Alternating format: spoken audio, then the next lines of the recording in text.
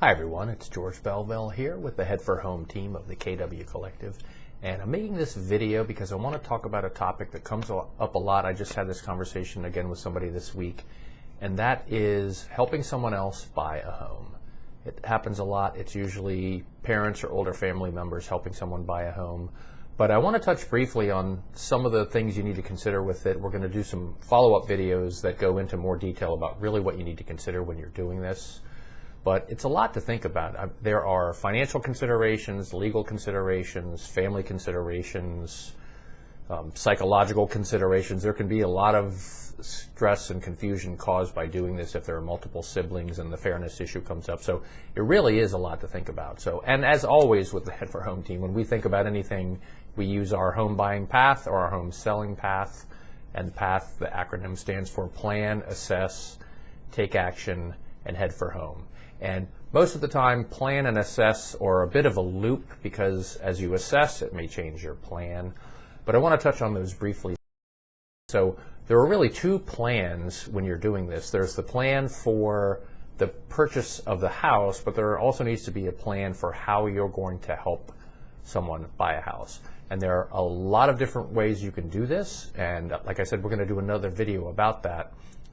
But it really should be planned well in advance. I can't tell you how many times I've worked with buyers who realize they can't afford what they really want. They've sort of talked around the issue with their parents, and suddenly you have a dramatic last-minute need for the parents to step in and help.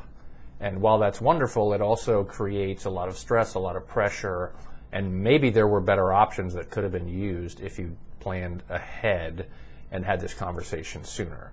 So you need to have a plan for the purchase and for how you are going to help, because that can take a lot of different forms.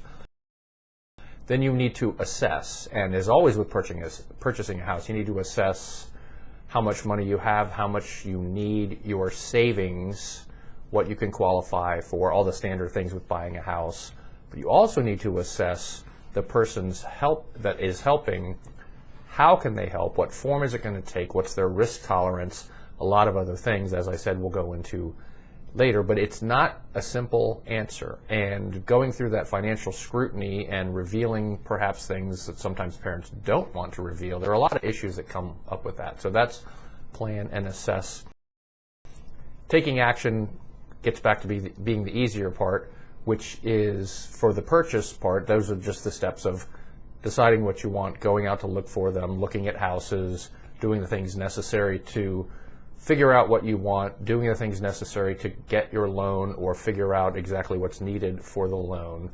But it also, take action can also involve transferring money, things like that, talking to financial advisors for the person who's helping to make sure that they're not doing something foolish. I've had people that wanted to take money out of a retirement account, pay taxes and penalties on that to help their child, and they thought $50,000 was $50,000.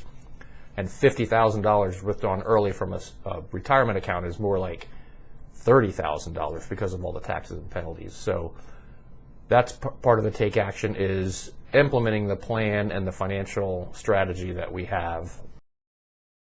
Head for Home is, as we call it, that's the part from contract to close.